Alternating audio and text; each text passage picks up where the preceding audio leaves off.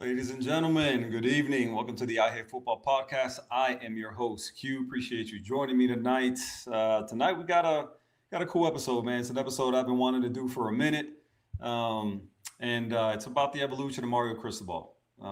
We've seen where he's at, but I think maybe sometimes people forget exactly where it is that he came from, right? And so we're going to discuss it tonight. We're going to talk a little bit about ACC Media Days, SEC Media Days, some clown takes from really, the talking heads across the country. Maybe talk a little UNC GM. Apparently he's gotten himself into some trouble. He's had some interesting things to say about Miami and his time at UNC. But we'll get to all that, and to help me do that, got a couple buddies that are going to join me tonight. You know the first one well. He's with me a lot. And he is the host of the 305 Sports Now podcast. You guys know him as Will. And here we go. Will, what's up, homie? How's it going, man? It's been forever, bro. I haven't seen you in ages, man. It has. I've been slacking. I've been slacking a little bit, bro. It's not an official hiatus. It's just kind of one of those deals where, listen, man, football hasn't been on. I haven't either. I've been on your stuff, and we've kind of done some things, but just really on my end, man, we're kind of getting back, getting back rocking and rolling a little bit. A couple of weeks, here before the season starts. And I'm one of those, man. When practice starts, the season has officially begun. And so for me, man, that's the way I'm looking at it. So I figured, what better time to get back, cooking, than right now. And I figured, man, why not get started with the head man himself, man? With CMC, talk a little bit about where how we got to where we're at. And we got somebody else joining the show here in a second, my boy Mando. He's got the family to take care of here first, but he'll be on with us here before long. You guys know him as Miami Mando from the Caneswear show. He's on with Gio Million a good bit, so on and so forth. So we'll have him on here in a little bit. He's wrapping things up at home. But before we get started, got the usual suspects in the chat. I was watching. Got my boy Juan Manuel. What's going on, homie? Good to see you, brother. I am good. It is Monday, but it was a good day, man. As we got out here, my boy Chris Gons, Go Canes, Will, saying what's up to him. Yeah, Mando with his guns, man. Yeah, we'll see him here in a little bit. And Mel, what's going on, girl? Good to see you on here. Yeah, man, we're just waiting for Mando to get his stuff taken care of at home. And he'll be on with us here soon, man. So before he comes on, some of the stuff that we saw from ACC Media Days, man, and it's so interesting to me, when people, I always look at it like this, man. People always seem to, in their delusional minds, they seem to tell us that Miami doesn't matter, right? For a long time, it was like, Miami's irrelevant. Miami doesn't this, Miami doesn't. But let me tell you something. Miami, one way or another, moves the needle, right? Yep. And it's evident by how loose-lipped, people are here in the preseason about everything that has to do with Miami, about everything that has to do with their portal, activity and their head coach who isn't, whatever people seem to want to make him out to be, and he still doesn't do this, and they still don't do that as a program, and they haven't won it. But it's funny, because that little private school in Coral Gables seems to always be on everybody's mind and at the tip of everybody's tongue. So it's interesting to me, man. What do you got to say about that? Because I'm sure I can't be the only one that feels that way. Now, even in our days of quote unquote irrelevancy, people still talked about Miami. Kirk Herbstreit, who gave a great speech about how Miami's an underfunded program, which I believe led the way to Mario Cristobal being hired and led the way to the legacy that we're about to build with Coach Cristobal in general, had always seemed to have that belief and faith in Miami that many of the fan base and many of the national media didn't have throughout the last 2 decades. Miami was always quite there. but then it wasn't. But it was still the conversation. They still did good numbers when they were on TV, whether it was Florida State, whether it was Alabama, whether it was the Gators. And I'm not talking about the Gators with Cam Ward. I'm talking about the Gators. What we had, the starting quarterback at the time was Jaron Williams. Okay, so it still did pretty good numbers as well. So yeah, Miami's always been the topic of conversation. Now, what's leading to more of the chatter is now that Miami is truly a relevant program and it's becoming a winning program, just coming off a national championship appearance just last season. So now really the haters are really starting to come out now, to talk trash, because what else are they gonna talk about? And the interesting part about it is that the local guys seem to get it, all right, as well. But a lot of the chatter is from other coaches from the same conference and outside of our conference. And to this very day, like the national media, I've heard some radio calls that they don't even put Darren Mentz as a top 5 quarterback in college football. That seems to be the conversation. But I really do like this team, Q. I like this team being an underdog. I like this team in the position of Rocky. All right. I like this team being, underestimated. I like this team being, looked down, ignored, bulletin board material, because I think they really perform better when they have basically a chip on their shoulder. Because I just think that other level of nasty just comes out when they go out on the field and they prove people wrong. Yeah, man, absolutely, bro. I'm right there with you, man. When you say, it's these people around the country and the way they like to bring up Miami and listen, we know that this program means something across the country. Again, even when they weren't great, it's a program that still was talked about, maybe for not the right reasons, right? But people wondered, hey, why aren't they where they were once, right? And so now that we're back, right, now people are intrigued for a different reason, right? This is a program that, again, moves the needle, right? You look at, the ESPN ratings anytime, Miami's on there, right? And some of their big, and I don't have, the numbers right in front of me now, but, for a long time, you looked at the top 10 highest rated games on ESPN, Miami, was in like 4 or 5 of them, right? And so, conference opponents, non-conference opponents, right? So either way, right? Miami moves the needle, Miami draws eyeballs. You looked at this past year, why did Miami make the most, money in the conference, right? Because they were the highest rated team, right? And they were the team that people watched the most. I think they were the second most watched team in the country, I believe I heard the other day. And so I'm with you where I love being where they're at in terms of people doubting them, right? And I think maybe the day will come where you really can't play that underdog role anymore, right? Because I think the way Mario has this thing going, hopefully it's going to continue, to go the way it is. And I think at some point you won't be able to play that card anymore. But I don't think they're ever going to lack for motivation, based on that they're a lightning rod for people just to just spew ridiculousness, out of their mouths for one reason or another, right? What they do, what they don't do, people always take exception to it. People always have some kind of opinion about it, some kind of controversial opinion. And, I think that they're in a great position. Again, I agree with you in that when they're taken lightly, I think they do their best work, right? And they showed that here last year, right? They were 9.5 point, underdogs to Texas A&M. They win that game. They were underdogs, to Ohio State. They win that game. So, man, I love when they're doubted. I love when they're taken lightly, and you kind of see what happens. Before we continue, now that I see his smiling face, backstage, like I was telling you guys, we have one more guest to bring on. It is somebody who I've never personally had on the show before. I've been on a couple of shows with him.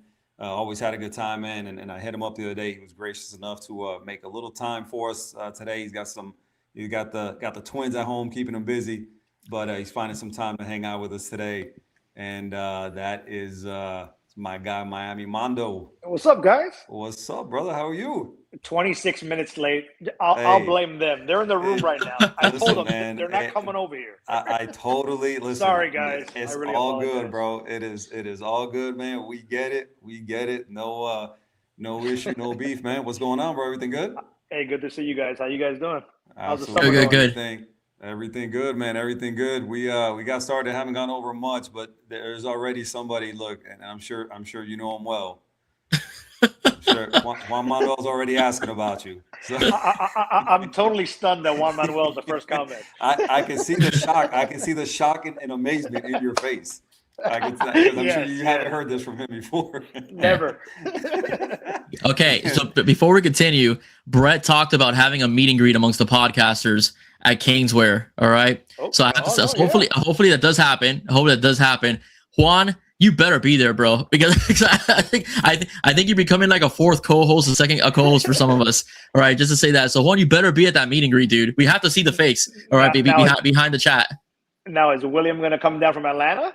From Georgia or no for that? No, bro. Hey, y'all just tell me when it's gonna happen. There you go.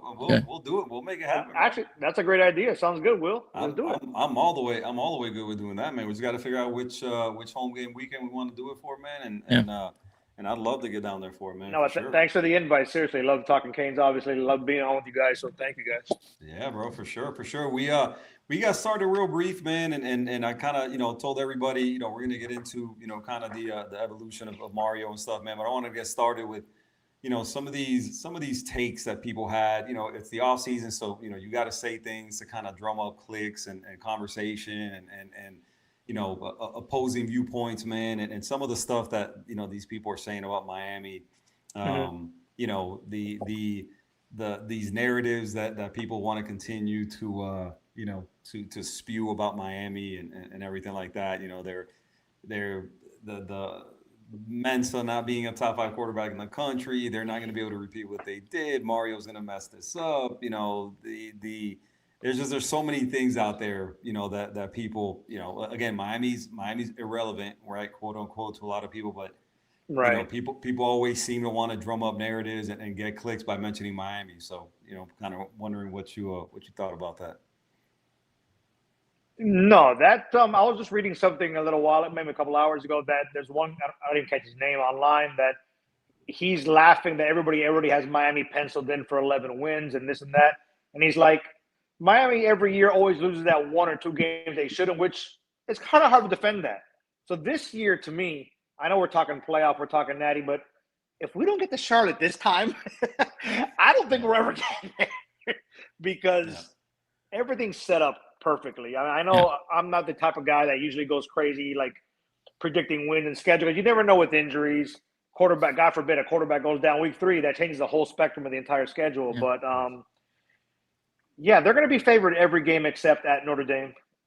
There's no reason why, to me, at worst they don't win 11. The number's 10.5 right now, over under. They're loaded, guys. I don't have to tell you. You guys know probably more than I do. They are stacked. So bro. I was going through my phone with the family a couple of days ago.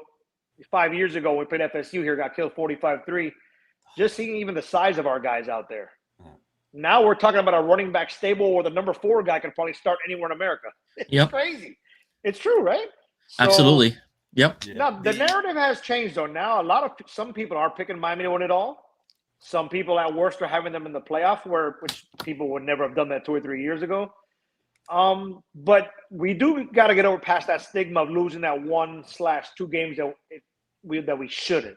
And I think this year, to me, barring, God forbid, an injury to the quarterback, that I think this is the year where they get to Charlotte, win in Charlotte, and hopefully win the whole damn thing. From your mouth to God's ears, my friend. That's what we're hoping for right there, man. But and along with that, man, like I said, like we were talking about, it's funny now. People have to change the way they talk about Miami, right? Because now even your preseason talk now has changed. Right, given what happened last year, right now, what you're nitpicking and what you're doubting or whatever is not the same kind of nitpicking and doubting that you did last offseason at this time, right? At this point last year, we were singing a very different song, right? It was like, hey, they won 10 games, but look at the defense was trash. They wasted the first overall pick in the draft. Is Mario going to be able to, to bring somebody in, who can fix this? Who the hell is Corey Heatherman? Right? Because, again, every offseason is different, right? Every offseason there's different challenges, there's changes, who leaves, who stays, that kind of thing. But, now, again, coming into this season, now it's like, oh, now can they make that next jump and win the title, right? But it still doesn't stop people from talking reckless, right? Did you guys see what Urban Meyer? Did you guys see what Urban Meyer said? And I had texted Mando about this, right after I heard it, but right after we talked about coming on the show. But did you guys hear what Urban Meyer said about Miami going up to play Notre Dame in November? Yeah, that basically the weather was going to kill us, right? That it was going to be an issue. So that's another guy that needs to go away. Bro, I mean, he really does. I was like, what are we talking about the weather in Indiana in November? Like, that's what we're gonna base it on? Not that they lost in early November. Yeah. It's not February 24th. No, like it's I didn't mean to cut you off, Will, but I got the wife back here saying mid-November, my birthday. Like, get to the room. Well, Mando graciously it won't interfere. It won't interfere with the birthday. Mondo graciously on Adrian's podcast, Mondo graciously called me the encyclopedia. So just to let you know, I did do research on the weather in South Bend, Indiana, early November. If Miami plays in the daytime, which I have a feeling they're going to do that for some reason, I have a feeling the game's going to be on Peacock. It's going to be 55 degrees to 60 degrees. And nighttime, it'll be between 35 and 40 degrees. Okay. And again, weather patterns change, but that's the average in time. Last I heard, that's the same weather that they had in Pitt last year. And exactly. Didn't make much of a difference. Miami destroyed Pitt. So, I mean, listen, man, if you want to play the Big Ten, which is something that Miami's looking into, and if you want to win championships at any level, okay, at any level, you're going to eventually deal with cold weather. All right. So I think Urban Meyer's assessment is really stupid. That's like saying Notre Dame's going to lose the game because it's hot, in September. That the same as, it's too humid. Notre Dame's not going to hang. It's a dumb assessment. It's a dumb take from an idiot, to be honest with you. Great coach. Yeah, I know, won a few national championships, but that's a dumb assessment. But you mentioned the start time. The start time is already locked in, though, isn't it? It's already at 7:30. Yeah, it's a 7:30 on peak. Yeah, it's a night game. It's already locked in. It's a night game? Oh, yeah. See, okay. Yeah. Now, I assumed it'd be a night game. I hadn't seen a start time yet, but I assumed it'd be a night game. No, so it's 40 degrees, whatever. There's no snow. Okay, it's not. No, that time was set about maybe roughly a month and a half. Yeah, it's a 7:30. Okay, I didn't know the time. I don't have it in front of me. I have it in front of me. Which doesn't surprise me. I assumed that, and I expected that from the jump. The moment they started announcing different times for different games and stuff, I assumed that was going to be a night. But it's just weird because A&M was, I know the A&M game was last year was a night game, but usually when Notre Dame plays these games on NBC, for some reason, it doesn't matter what the team is, they always seem to play them in the daytime. At least when I've seen Notre Dame games on NBC or Peacock, they always seem to be in the daytime. I know last year's A&M game was at night, so that's why I assumed. That's why I assumed they might make Miami's game like a 3:30 game, and that would end at nighttime. The only game that I've seen Notre Dame schedule already, they got a tricky game with BYU. They played BYU before us. Other than that, you're looking at a very distinct possibility that if these two teams are undefeated, can you imagine the hype of a 1-2 or 1-3 matchup undefeated of these two after what happened last season? It would be like insane. Like, crazy. That schedule for Notre Dame. Listen, anybody who comes from Miami's schedule starts talking trash needs to look at Notre Dame's and really take notes first and go. Well, Will, not just the schedule. They already have that cushy deal that if they're ranked, what is it? If they're ranked in the AP top 12, if they're at the end of the season, they're in. They're in. Yeah. Automatically. It's crazy. I don't understand how the hell that's allowed to happen. It's the name. It's Notre Dame. That's all. That's the only reason. Because unbelievable, bro. Yeah, they haven't won the title since '88, but they're still like I just don't understand, bro. The hype and the whole deal is like, they're a good team. 88 hurts. 88 hurts. Don't go there. But Tony Rice. It was not a fumble. Cleveland Gary. That was not a fumble. Not a fumble. They got robbed, man. And they did get robbed. People say it's because we're Miami fans. No, it's just they traditionally that's how it goes. They don't get the favorable calls. Like that's just how it's always been, man. So no, man, it's funny. And then we move on to Michael Lombardi, who's a GM at North Carolina, and it's me and Will were talking about it, right? And so before anything, because we don't know at this point, nothing has been brought to light. no official facts are available in terms of why he's suspended. We know he's on paid administrative leave, pending investigation. So hopefully this isn't anything that is a violation of right. I mean, we all know, what I'm talking about. Hopefully it's something that is, something that he didn't, do wrong by a female. He didn't, nothing like that. Right. But that being said, can't help but laugh a little bit when a mouthy, arrogant bastard like that guy, that for whatever reason, I don't know if him and Mario Cristobal have history. I don't think they do. But for whatever reason, has made it not habit, but has taken his shots, against Mario, right? And you go back to the Georgia Tech game, which, speaking of hurting, I know we don't like to rehash that one much, but comes out on Twitter afterwards, and says that what Mario is doing there is incurable. Right, is incurable was his word. That was what he used on Twitter. That was incurable. What it is he said. Wow. It'd be hard for Mario to face the program or his team or something like that. And what he's doing there, it's malpractice.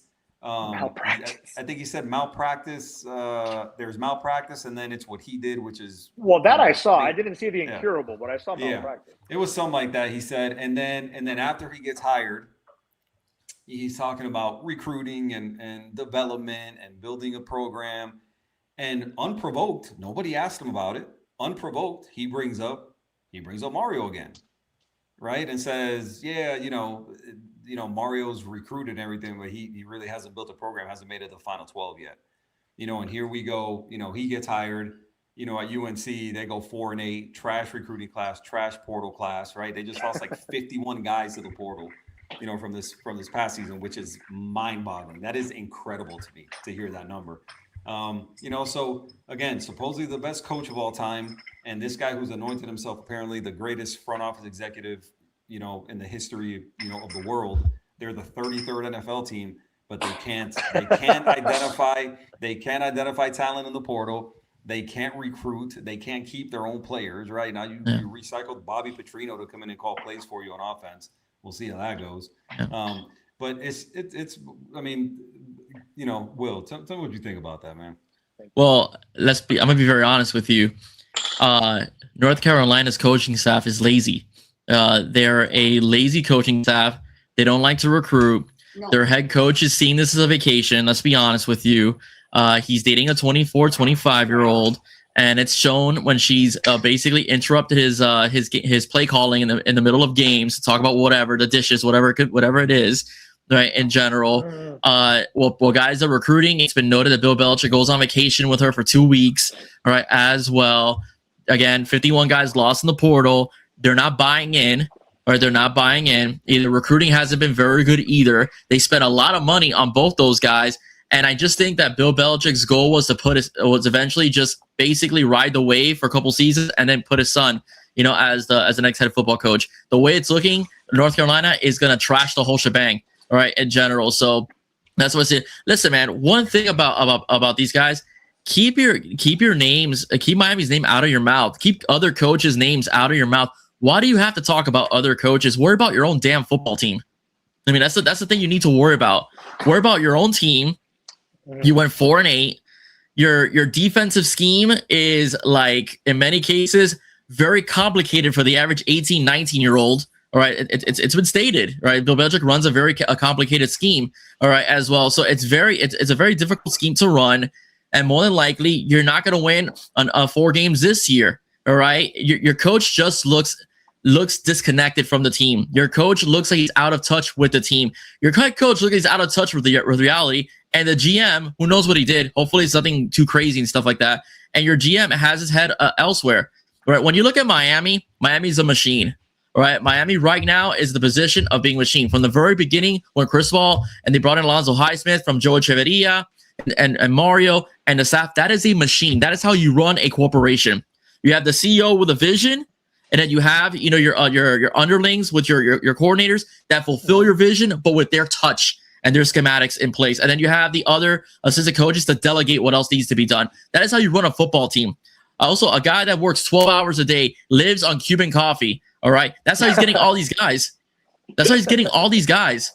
You know, so, and I know that for a fact because Mike Rump says that Cuban coffees is pre-workout.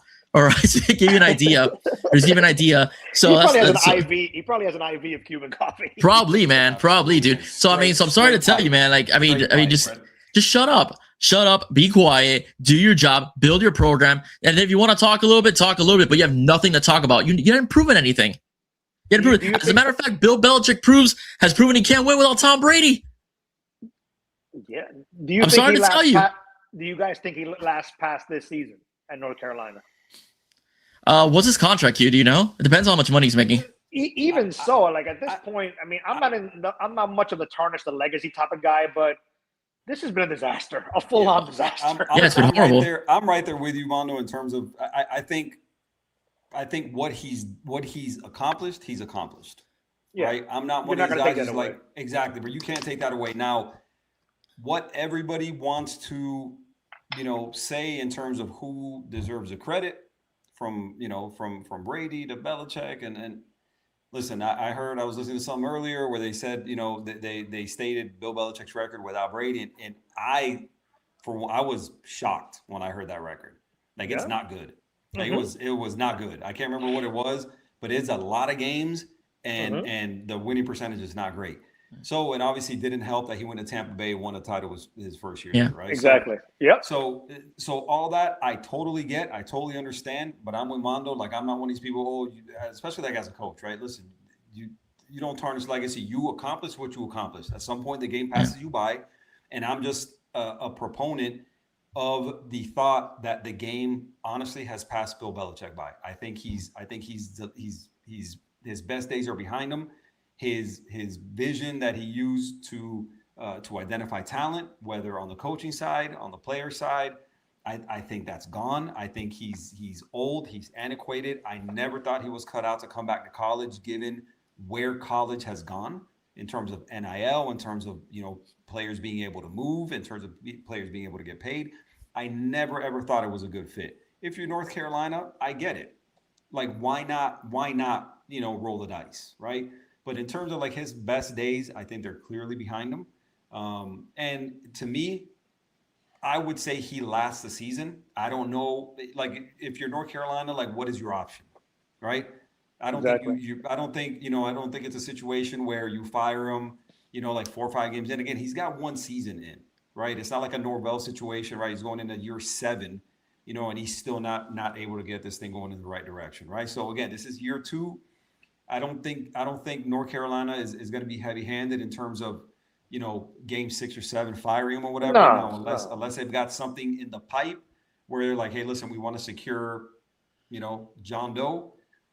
Who knows? You never know what that looks like because, there's always these behind the scene type things going on and stuff. So who knows what that looks like? I'm not of the thinking that UNC is the type of program that fires a guy like Bill Belichick 7 games into the season. No, now what type of impact do you think, if any, would Bobby Petrino have? I mean, I can't imagine he wouldn't be an upgrade from last year. I don't recall who their OC was from last year. Man, I can't imagine Bobby Petrino, has forgotten how to call offense. Now, maybe as a head coach, probably, it's not somebody you want. I don't know that I want him as an OC, but I'd definitely be more comfortable with him, as an OC than a head coach, right? I think, he's a guy who's been there, done that, made his name, calling plays. Listen, when you have 51 players hit the portal, I mean, it's hard to recover from that, man, and especially hard to recover when you didn't land. I'd have to look at the recruiting rankings, but, I don't think they were in the top 30, in the recruiting rankings, and then in the portal, I'm not sure exactly what they brought in the portal. I have to imagine that they lost way more than they brought in, right? Definitely a net loss on that end. So I just, they're going to be a super young team, I'd imagine. And again, I don't know that Bill Belichick and Bobby Petrino are the guys to shepherd a team full of freshmen and sophomores and lead them to anything that resembles success. Yeah, keeping it in the conference. I mean, we don't play in the regular season. We don't play Louisville, right? Correct me if I'm wrong. We don't play Louisville. No, we don't play SMU. Nope. No.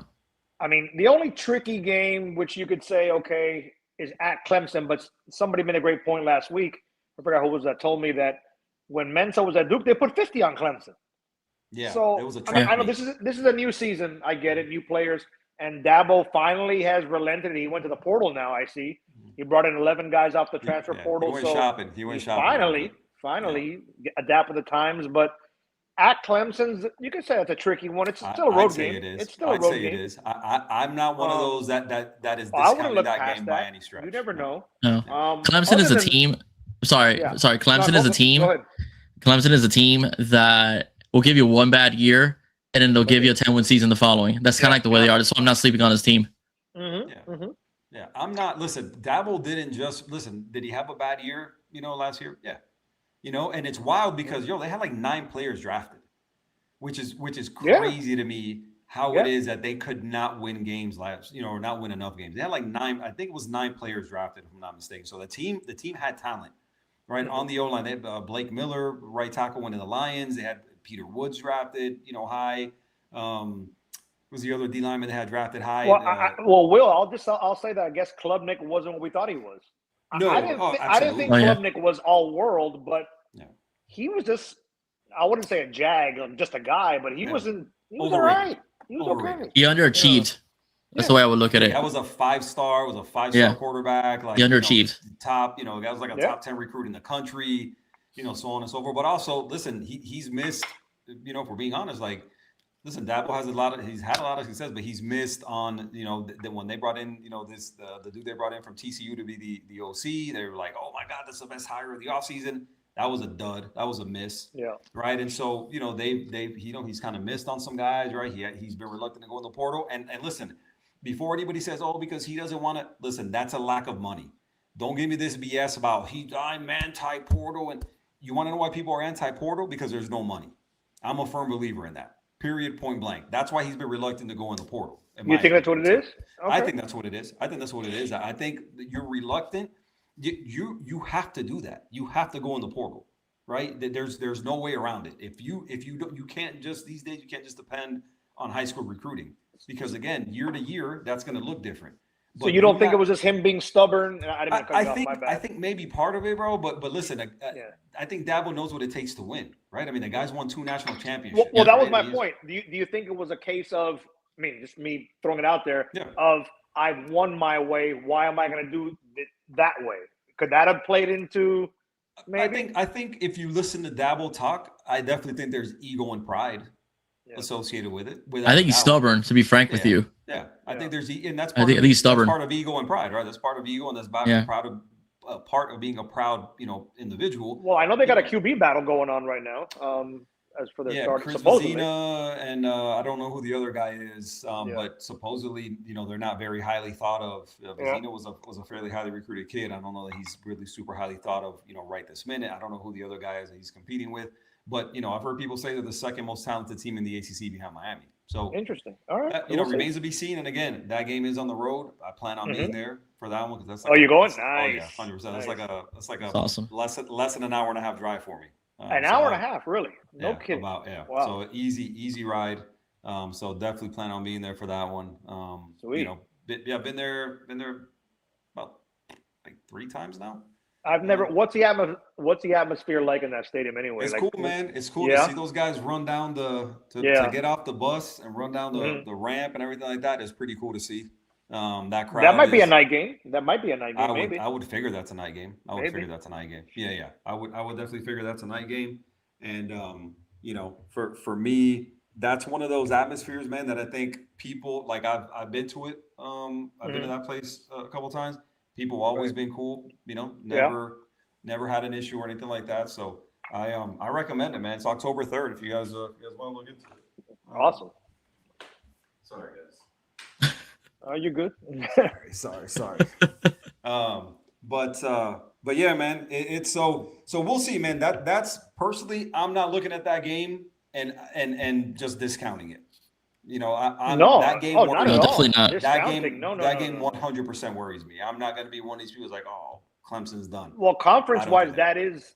I mean, yeah, we play at Wake Forest, and Wake Forest gave some teams hard games last year, but still, we're totally a shit outclass them. I think that was a one-off for Wake Forest. Do I think they're going to be terrible? No, but do I think they're good enough that they were in a lot of games last year? Like they could have won more games too. They should have won more games. I watched several. Yeah, I was watching one. It was I think they gave it away. They couldn't score. Their defense did good.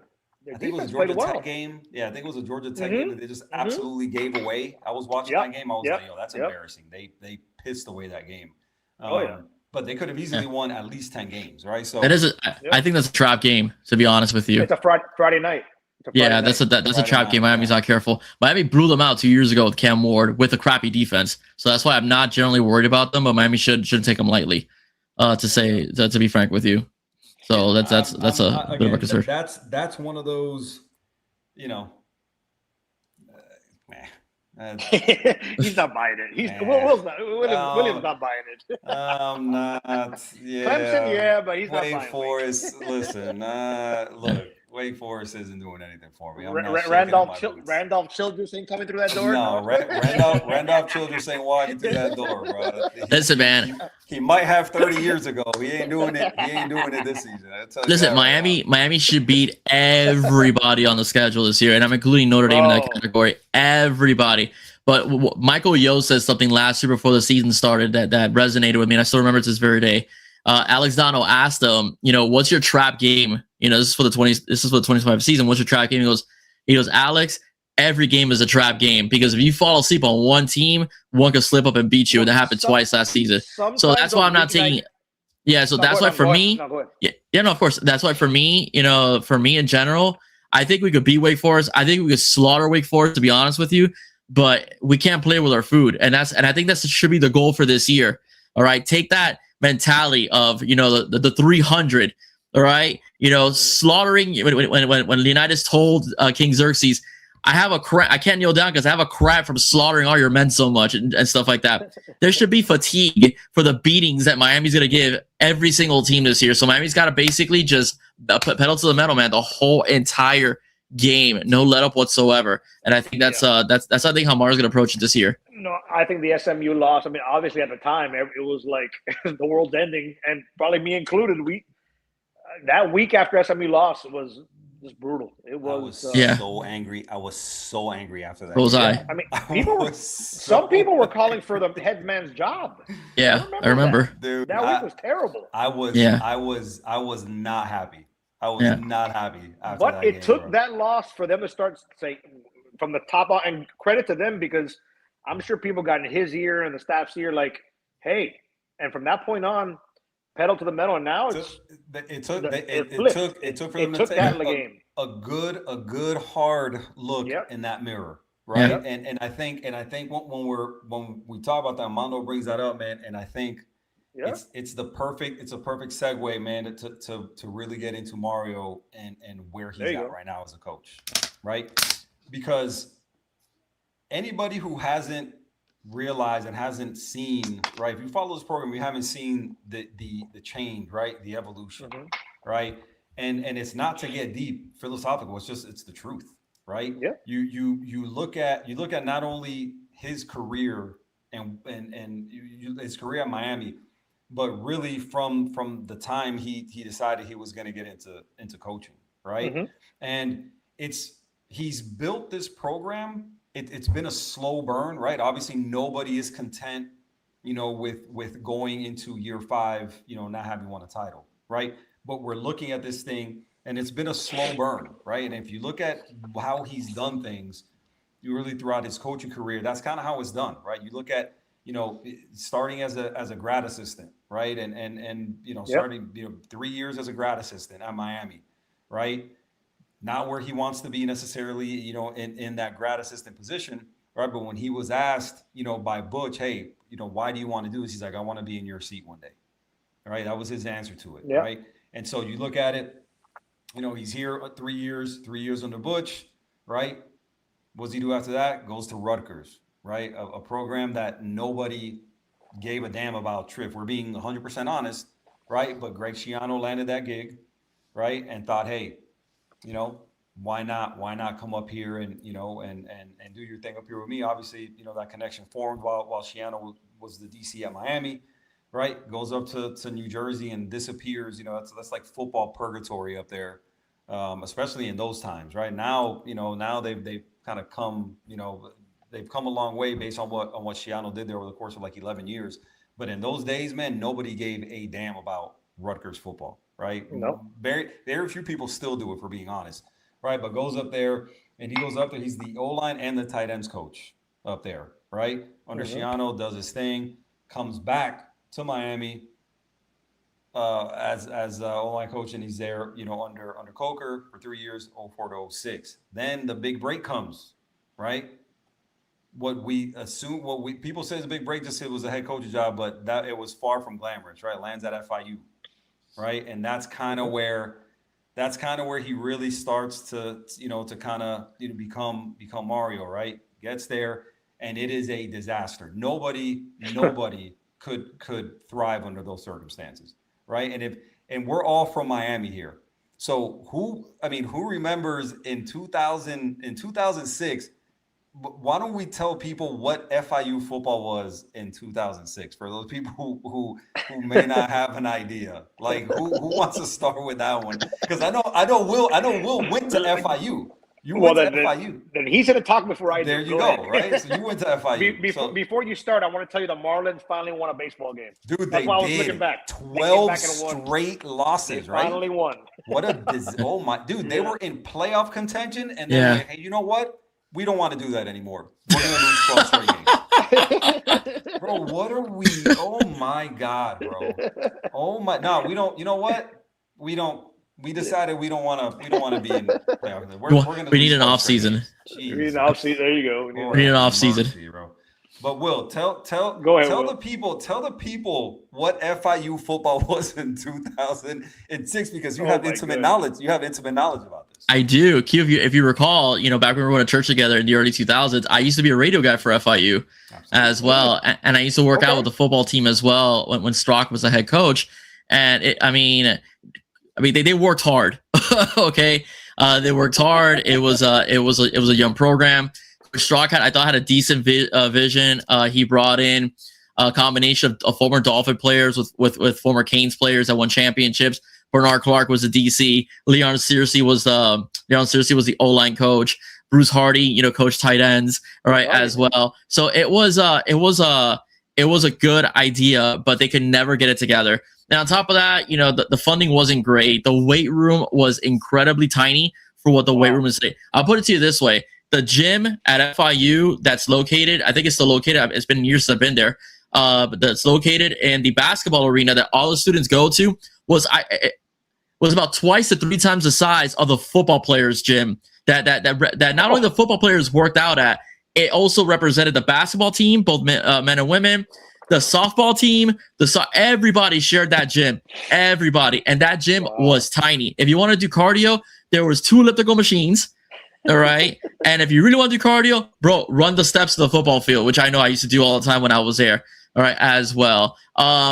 So I mean, it was rough. Okay, it was rough. Man. I liked all those guys. I'm still friends with K Tim. Who played cornerback there as well. I've had him on my show before, but it was a disaster. Okay, it was a disaster. Wow, I didn't know it was that bad. Yeah, I believe if anybody's watching this that went to college with me, if I'm not mistaken, I think they lost to a Division III team. All right, being a Division II team. Okay, they lost. Okay, they lost a lot as well. They won a couple games, so it was just not fun. All right, at all. Again, they tried. You had guys with good attitudes, very nice guys as well. I got to know the team. Some guys even got drafted. Okay, Antoine Barnes got drafted by the Ravens. Nick Turnbull got drafted by the Bears as well. Jamie Burke, actually, he didn't go to an NFL team, but he had committed to Florida, and for whatever reason, if I'm not mistaken, I think he decommitted and went to FIU. I think because he was going to start there, as well. Very nice guy as well. So, but I mean, it was rough. I mean, it was really rough. The facilities. Butch Davis wasn't lying. When he said that FIU was cheap. He was not like, and I think it was with Vanessa Medique. At least got the program started. This was after Medique, and Medique at least he spent money and stuff like that. So they got a law school and all that stuff. But on football, not so much. So they were coming on when Mario got. Oh, go ahead, Mondo. My bad. No, go ahead. Yeah. No. So Mario takes over for Don Strock, right? And this is as he takes over. And I don't know if you guys saw there was an interview with this dude. Is it Tom Brenneman? I think was his name. It's Next Up. I think is the name of the podcast. And he tells a story about he gets hired. He sits down with he said he had never heard of the term legal counsel at this point in his life and in his career. He had never heard the term legal counsel. After he signs the contract, he sits down with legal counsel and they say, hey, so here's the situation, right? We're about to be on probation, right? And I wrote this down. So they're coming off 0-12. That's the thing. They're coming off 0-12. FIU was the season before. 17 ineligible players they're going to have coming into the season. That's the beginning of a 5-year probation that's going to cost them 30 scholarships, all while moving from 1AA at the time, 1AA to the Sun Belt. Mario mentioned that in the ACC recently, last week, ACC Media Days or whatnot. He was asked about what his time cutting his teeth at FIU was like, and he mentioned all that. Dude, they're coming up to 1A, right? At the time, now what we know as FBS into the Sun Belt, right? And this is and all this, right? They start the season, right? And I'm sure you probably heard the same story. They're about to go to Alabama. They get to the airport, right? They get to the airport and they're like, "Nah, man, y'all ain't got no plane." Like, he's like, what do you mean? He's like, what? I didn't want to steal your thunder. I was gonna say, you know what? Let me be quiet here. What do you mean we don't have a plane? Yeah. They sit on the tarmac for like 9 hours, land in Tuscaloosa at 1 a.m. They play at 12 in the afternoon that day. I didn't even look up the score to that game. I would imagine they got absolutely slaughtered. What Mario mentioned last week in the ACC day that you also you hit it everything on nail on the head.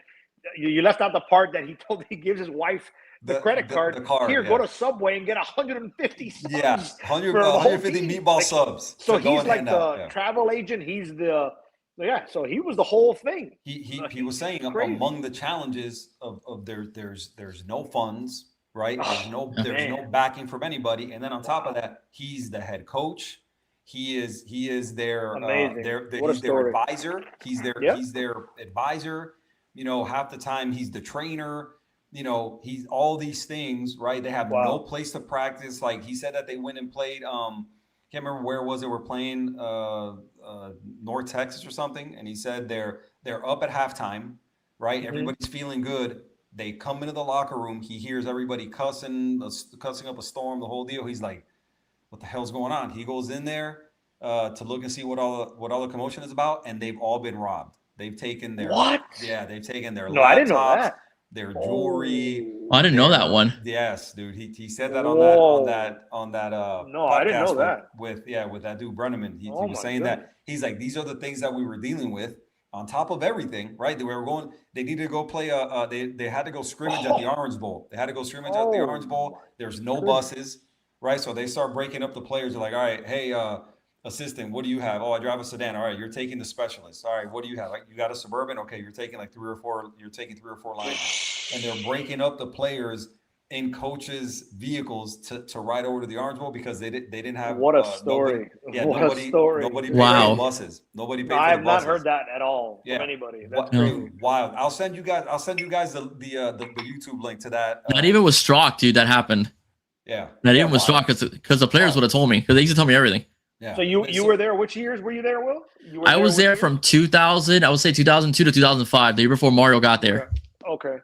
Cool. Yeah. Yeah. So these are the things, right, that a guy like Mario Cristobal had to endure, right? These are the things, man. That listen, that's not just anybody takes that gig, right? God, bro. Not anybody. It's worse than I thought, dude. It was terrible. It sounded terrible. And then on top of that, year 4. He's the coach of the year in the Sun Belt. Yeah. They win the conference. There you go. They go to Little Caesars Bowl. They win that. I remember that. I watched that game. I remember. Yes, I literally was watching that game. I remember the field goal. I remember the field goal. It was in Detroit. It was in Detroit, and I remember the field goal that won because I was rooting for the guy. Yeah, I was rooting for the guy, right? Because Of course, like local obviously Hurricane, local guy, knew him. Obviously, the whole deal was a good player at Miami. So you're sitting there like, okay, he's at FIU. I mean, I don't really root for FIU, but I'm rooting for Mario Cristobal to do well, right? That game, it was in Detroit. I remember I watched that game. It was in Detroit. Yeah, I remember watching that field goal, to win it. And still to this day, the only conference title that program has ever won. Incredible. Yeah. Which is wild, right? And then, a couple years after that, 2012, he gets fired. Obviously, I mean, the back end of that tenure, just didn't end well, man. They didn't have players, a lot of injuries and the whole deal. Pete Garcia comes out and says, hey, the AD at the time says, hey, we regressed in the last year and a half. We needed a change, and he got crucified for it. I've heard some things about that AD. Maybe Will can expound on that, but I've heard some things about it. I think so too. Yeah, I think so. Oh no, I think he came after me if I don't recall. Okay. But I have another tidbit for that story. The reason why they fired him is because they thought that they were going to get Butch Davis earlier than they thought they would. So they thought they could land Butch Davis. They thought they could land Butch Davis. That's why they fired Mario Cristobal. But Butch Davis turned them down. So that's how they ended up. I think was Rod Turner ended up becoming the head coach after that, which was Norv Turner's brother, who was another disaster. Okay. Yeah. Okay. I didn't remember that one. Yeah, if I'm not mistaken, I think Rod Turner took over. Then after Rod, it was Butch that took over. I was going to say they finally landed Butch. It's crazy that Mario went from all that to Oregon to Miami. Dude. And again, that's what's nuts, and what people don't like. What you lose sight of the fact that where he started. Yeah. Right. And he says, man, like I said, dude, we keep touching on this. Like, dude, it's been everyone has a story, bro. Everyone, whether it's sports, whether it's whatever, everyone has a story. And you talk about falling up, right? The guy leaves FIU, right?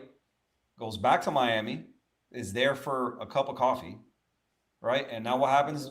Saban comes calling, right? Because he was there then for 6 weeks. Yep. He was there for 6 weeks at Miami as the O-line coach. And Saban, he was the O-line coach. So he was the O-line coach. Saban comes calling. At that time when Saban calls, if you don't go there, it's career suicide. you had to go. You had to go. Of course. And so really, again, we all know kind of the Saban rehab program that he's put on at Alabama, right? When you look at like when you look at it, that one's the Saban rehab dude, he really did, right? And I think that's where it started. If you really look at like what he did for all these coaches, really Mario was Kirby Smart. Mario, he had Kirby Smart there. Mike Loxley, who was at Maryland, Sark, Kiffin. All these guys. He had Billy Napier. Yeah. He had all these dudes on staff. Charlie Strong, another one too. Charlie Strong. He had all these guys on staff, right? And so, look at it. It really started with him. It really started with Mario. See where they won it all. Right? And what does Mario do when he gets there? He goes there. He becomes associate head coach, O-line coach, and recruiting coordinator. And what does he proceed to do after that? To clean up in recruiting, right? Goes out, he becomes in 2015, he's a 247 recruiter of the year, right? He lands multiple number one classes, puts multiple high draft picks in the NFL off the O-line. And funny enough, we know what the Joe Moore Award is, right? The award for the best O-line in the country. What year was the Joe Moore Award actually given for the first time? 2015. Who was the O-line that won it? Bama. Who was the O-line coach? Mario Cristobal. For the first ever Joe Moore Award ever given out was 2015, and Cristobal was the coach of that O-line. So he got there and did his thing from the moment he got to Bama, did his thing, right? And so this notion, that Mario recruits well because of NIL is one of the most asinine things I've ever heard. It's literally one of the most asinine things I've ever heard, because it takes a simple Google search to go and it's a very simple Google search to go back and see when did Mario become a good recruiter, right? He was recruiter of the year back in 2015, with 24/7 recognized him as that. So again, man, for these people that are just, they talk reckless, I don't understand. I mean, for him, it's got to feel so good. Like, 'cause obviously now this is year 5 coming up, and it's human nature. I'm sure year one, you got to rebuild. Maybe year two and because he left a situation like you mentioned, no funds at FIU. He left a situation where there's unlimited funds when you're talking about Phil Knight and Nike. And I might tell you guys that, and guys people watching, but he came here for one sole he said it. He's on record as saying, I came back to put Miami back on the map as a perennial power. He played here. He's got UM. You don't leave Oregon. Like, who does that? Like, and he's credit to him. This is now year 5, and I go to all the games. I can remember, man, I sat through North Carolina running for like 900 yards against us. You were there for that? I would have slapped somebody wearing Carolina colors. I'm on record as saying that is the worst football game I've ever been to in my entire life, and I've been to more than 100. Why? Because it was like the COVID years. You couldn't drink. There was no liquor. There was nobody in the stadium. It was like Tecmo Bowl. It was like Bo Jackson and fucking Barry Sanders running left and right. It was crazy. Had to go there and do that was sober. Before Mario, but I've been through that. And then FSU the first year 45-3, and now to see it now where we are a lot of people's expert picks, national title picks in year 5. Wow. It is. He's done it. I mean, we're not done by any. We're every year now going forward. We're in discussions with the Texas, with the Ohio States, with the big dogs. We're there. We are in the top 5, top 6 discussion every year going forward. And you couldn't say that a year or 2 years ago. And the wonderful thing. Yeah, it's crazy. Yeah, no, and the thing is too is that it's not only that. Like, you have a coach that's not going anywhere. You know what I mean? Because you can tell he loves the program. So that's also a good thing for recruits. With Lane Kiffin, I call him Scumbag Kiffin. It's a cup of coffee and he's gone, right? As well. And a lot of these college football coaches, the end game for them, a lot of them is either they retire, they win a couple national championships, or they get the ego and they want to test the NFL. As well. Mario's not, and he's not interested in that. I would be floored if he went to the NFL. I will be shocked. First of all, number one, he's too controlling. Okay, let's be perfectly honest. And I'm gonna say controlling in a negative way. I'm just saying, like, he likes things a certain way. As a college football coach, but what I mean, like, look, as a college football coach, you select your recruits, you select your staff, right? He doesn't have to answer to a GM, okay, as well. He has to deal with a draft or salary cap or any of that stuff. All right, at the moment, he doesn't have to deal with that. So if he has to go to the NFL, imagine, like, he wants an O lineman, he has to deal with, and he has to pick a tight end. That's going to drive him crazy, as well. Yeah. He doesn't want that, right? There's more control in college football, and you make as much money as an NFL head coach than there is in the NFL. There's no reason for Mario to go. And I don't think he's going to go. He's a lifer, at Miami. No, he is. He's put himself in a hell of a situation. Yeah, he did. They're in such a unique position, man, because, you look at coaches around the country, right? And we know what your Lane Kiffins give you. We know what your Brian Kellys give you, right? All these guys who are in one place, but rarely are they 10 toes down in one place, right? They're in a place, but the eyes are always wandering, right? They're always looking to see, hey, what's the next best thing? What's the next stop? So on and so forth. Well, I do think this is Lane's last stop. I mean, LSU to me is like, to leave Ole Miss, and I think people are sleeping on Ole Miss this season. Like, not that I've ever partaken in a wager before, maybe, but they're down to like 7.5 over/under wins or 8.5. I think Ole Miss is going to be nasty this year. Really?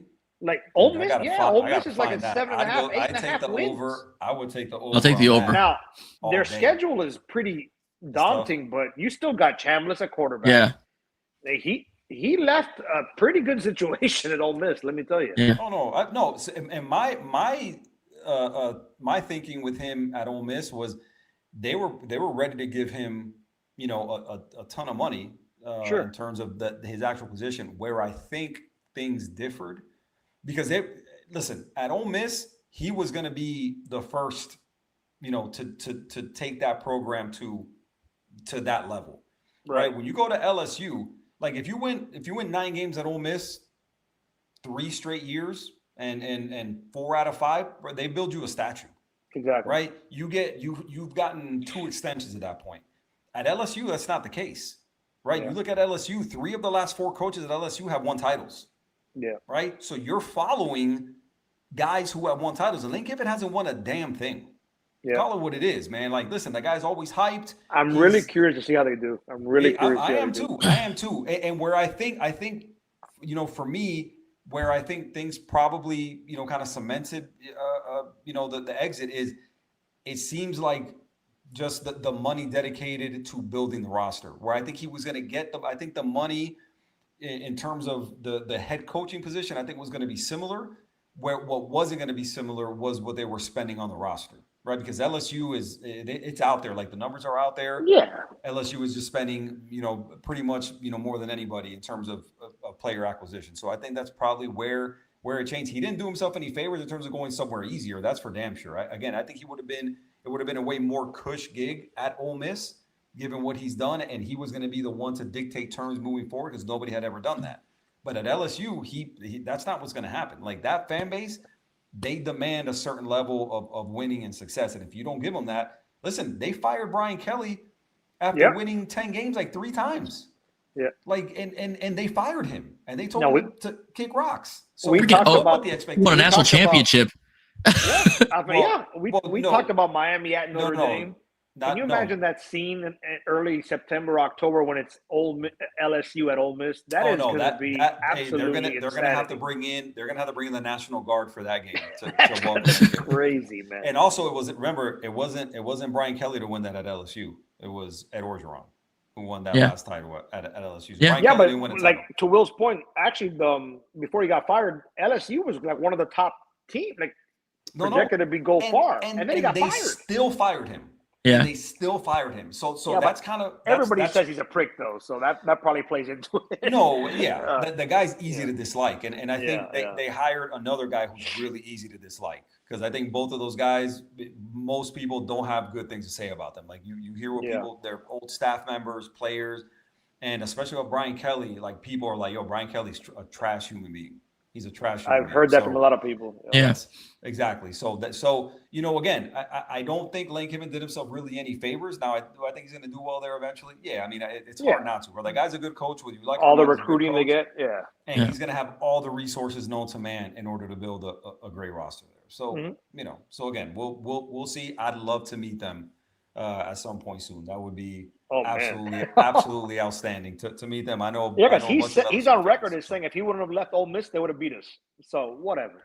Yeah, dude, I heard the sound. Yeah. Like, yeah, man, okay. that's a cool story. That's a great story right there. We sound about 20 years younger. Cool story. Yeah, it's cute. It's cute to speculate, man. Dude, Miami would have smashed his offensive line with him as a coach, just like they did with Pete Golden. His name right? Golden? Pete Golden. Yeah, Golden. I don't understand. People. They would have smashed that offensive line. Ole Miss is tough, man. Ole Miss is going to be. Ole Miss is good, man. I don't get it. I think they're going to be good. They lost a lot. They're bringing Shamlis back, but they did lose up. But they still have him. They still have Kewan Lacey. You still got some dudes on that team, bro. Yeah. The thing is, you got Georgia and Texas there in that conference. Well, you know what? They got Georgia. Texas to me is like every year it's like Notre Dame. And I get it. Texas and Notre Dame are big time name brand. I totally understand. But to me, for like Manning and Sark and them, it's put up or shut up time. Yeah. Every year we hear about Texas. And like, I don't know. I know Manning did to his credit. He played better toward the end of last season. I don't know about him. I don't know about Arch Manning, to be honest with you. I don't know. That remains to be seen, man. Do I think he's good? Yes. Do I think he's elite? He doesn't suck. I know that. Yeah, but to me, overhyped. Since he got there, again, I don't think anybody thought it would take this long for him to play like he did at the end of last year, because I think he had a good end of the year last year. The beginning of the season wasn't great. Right. But we'll see, man. Again, that team is super talented. I've heard people mention them, as the most talented team in the country, top 3 most talented teams in the country. I mean, you see the money that they spend in the portal and in recruiting. I mean, there's good reason for it. I mean, they're loaded on both sides of the ball. There's draft picks everywhere on that team. So, again, Arch Manning doesn't have to win you games by himself. He's got. Well, I'm going to put you guys on the spot. Do you think Kalen DeBoer is the right guy at Alabama? Absolutely not. Okay. Going back to actually, I want to add on, Mondo, to what you were saying. I think that's Lane Kiffin's next job. I think Lane Kiffin wants the Alabama job. I can see that. That's my personal opinion. I think that's going to be his next job. I think he wants to basically that would be wild. Follow I said that when he took the LSU job. That was my stance when he took the LSU job. That I thought he was aiming for the Alabama gig. Is what I thought. So I think it's his goal is Alabama. But again, what that would look like in terms of buyout and that would be an absolute that would make news for months. Yeah, some of these numbers are like for getting fired. I can imagine I gotta be at work tomorrow, like early in the morning. I wish I could just walk into my job and be like, "Hey, boss, fire me. Give me $40 million." Yeah. Hey, can I have $70 million and walk away, please? But it's like the funkiest situation is FSU, where Norvell pretty much knows that the only reason he's there is because they couldn't afford to buy him. Yeah, that's the only reason he's there this season. Yeah, dude, that team, how humbling is that? That team right there, bro. But again, man, look, Mario goes. We talk about Nick Saban, right? And that's what Juan Manuel, wrote on. Oh no, that's the wrong one. Yeah. So. He was one who's Nick Saban's one of the best coaches ever. Saban, teach and mentor with a kick in the ass. And Mario said that much. In that interview, man. He's like, Nick Saban was one of those guys that he would create an uneasiness in the building, that people would be on edge in a good way, right? Because the complacency, there was no place for it. You couldn't let complacency set in, because the moment you got complacent, somebody would come take your job. And that podcast is by Tom Brenneman. He's a baseball guy, isn't he? Tom Brenneman, I'll tell you right. Yeah, I want to check that out. I haven't seen that one. I'll tell you right now, bro. It is, and if it's Brenneman, he's a baseball guy. But that'd be great. I'll check it out. It's my bad. Adam Brenneman. Brenneman. Okay. Because Tom Brenneman is a baseball guy for ESPN. Okay. Yeah. So Adam Brenneman, and it came out like a month ago. Oh, I know who it is. It's the Next Up. It's a Next Up podcast by Adam Brenneman. Really, it's like 45 minutes long. I've seen the tweets. Yeah, I know you were talking about. Great episode, dude. Okay. Great episode. And so again, the Alabama deal, man, and it was he says it, like what a great thing it was for him, to go to Alabama, man, because of and he again didn't get over his skis, wasn't like, hey, I need to go get, the next thing. What did he do? He got to Alabama and said, I'm going to learn. I'm going to be a better head coach when I leave here. When I get my next opportunity, I'm going to be ready to go, right? And so that's what happened, man. You go there, you learn under Nick Saban, and some of the things I wrote down, man, look, you learn organizational structure. Obviously, you learn from a guy like Nick Saban. Staff management, right? Who's managed losing people left and right more than Nick Saban has, right? That guy's replacing multiple coaches every single year and always does well. Those guys go to him, they rehab their image, and boom, and they're on to the next great gig, right? Obviously, continued his prowess as an elite level recruiter. Attention to detail. Listen, if there's anybody who's more in tune with attention to detail than Nick Saban, I don't know him, right? And on top of that, process over emotion. And we see that as he's progressed, where he's not afraid to pivot from a mistake that he makes, right? He will hire somebody, but what the saying goes, right? Don't hire anybody you can't fire. And we saw that with Al Golden, right? Al Golden hired a guy like Mark D'Onofrio, could never move off him, ever. That was the worst DC on planet Earth, and never, ever could move off him, right? And so you don't see that with Mario, right? You don't see that with Mario. So that's kind of the next step in that, evolution is going to Bama. And he says this is the best thing that ever happened. It was being able to go there and learn under Saban. I wanted to answer something quickly. Roger, we weren't saying that Brian Kelly won a championship. I said Ed Orgeron won a championship and he was fired about a year or two later after that. But no one on the panel said that Brian Kelly won a title with LSU. Yeah. He's back at LSU, right? Orgeron? He went back. Yeah, he is like as I think it's an advisor to Lane Kiffin. Went back as the mascot or some shit. So come on, man. That guy's there. That guy's there to drum up money, man. That guy's there as a fundraiser. That's it. Like, come on, man. Like, that dude is so done coaching. He doesn't give a damn about that. He's there to go to these functions and drink for free and and rub elbows with the pretty I will ladies in say- Louisiana. And that's Have you guys ever gone to a game there by any chance? Dude, I've never been, and I want to go. I'll tell you this. Like, I was in Louisiana for work, I want to say 3-4 years ago, and my buddy, he lives up there, but he's a UM fan.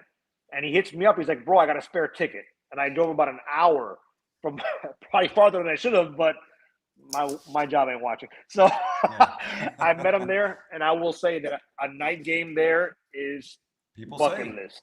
Bro, it was the game that Bo Nix was Auburn's quarterback. That was the game it was. Oh, wow. Okay. It was a good game. Just the atmosphere there, it's crazy. I got a buddy, a good friend of mine, who I know from work, and he's from Baton Rouge, and he told me, he goes, dude, you have to make it out there sometime. You have to make it out there. I'd love to go. I would love to go. I would. As just college football, a neutral fan. Just go out there, not wear any colors, just neutral colors, and just watch the game. I'd love to. I didn't have no LSU stuff on. Yeah, exactly. Just go out there, just neutral colors. Black t-shirt, black hat, whatever. You know what I'm saying? Like, just go out there, just watch the game. I'd love to. NWO. That's it. Dude. Yeah, that's it. That's it. I'm not friends with anybody, bro. Just go out there. No, but it's definitely something else. It should be experienced. It's cool. Yeah, no, dude, I've heard that, man. I've heard people say great things about it. So we move on, right, from Alabama, right? Now we're at Oregon, right? Lands at Oregon. That's where he really, now he's taken what he's learned at FIU, what he's learned at Bama under Nick Saban, gets there, replaces Willie Taggart, right? Replaces Willie Taggart, right? Who has he's there 1 year, has a shit season, and then goes to FSU, right? Like, so what does Mario do? He gets there, right? He's the co-O-line coach. He was over there with Marcus Arroyo. He's co-offensive O-line coach, co-offensive coordinator with Marcus Arroyo. Willie Taggart leaves, he becomes head coach. They go next year, they win 9 games, and that kind of sets off that trajectory, man. It really kind of cements, his place as a guy who not only now he's tied it all together, builds a successful program, recruits at an elite level, right? Goes to Oregon and the old Pac-12, which was known as a finesse conference, right? Yeah. You go there, what are they known for? Quarterbacks, right? Go there, you sling it for over 4,000 yards, and there's no defense. Well, he got there and he changed that, right? They played, they dominated the offensive line, right? He had a bunch of guys drafted on the O-line, had guys like Kayvon Thibodeau and all these guys drafted on the Penei Sewell, obviously, on the O-line, and really kind of started establishing himself, as a guy who recruited the trenches, who preached, trench domination, and went on and had, a ton of success at Oregon, years after a guy like Chip Kelly had been really successful. But, he kind of followed that up with his own nice stretch there where, again, won the Pac-12 a couple times, was the Pac-12 Coach of the Year, Rose Bowls, what have you, and just really took that program back to where they hadn't been to in a little bit since Chip Kelly's departure there. Yeah, no, he definitely, man. I think he brought that Oregon team. And it's funny, though, because that's where the narrative of him being a quarterback killer started. Yet Justin Herbert was drafted, I think, was it 6th or 7th in the draft that year, his draft class, which is kind of funny. And he won two Pac-12s with the young man. So I find that kind of funny that he developed that narrative at Oregon with Justin Herbert, who was a top 10 pick in the NFL draft. So I find that very funny. Yeah, I think it might have been top 5. No, am I wrong? I know Tua and him, right? I think he was. He went right after Tua, no? He went right after Tua, yeah. So if Tua was 5, I think Tua might have been. I think Tua was 5, so he might have been 6 or 7. 6 or 7. Nothing more than 7. But the Dolphins wish they could do that one over again, huh? Oh, definitely.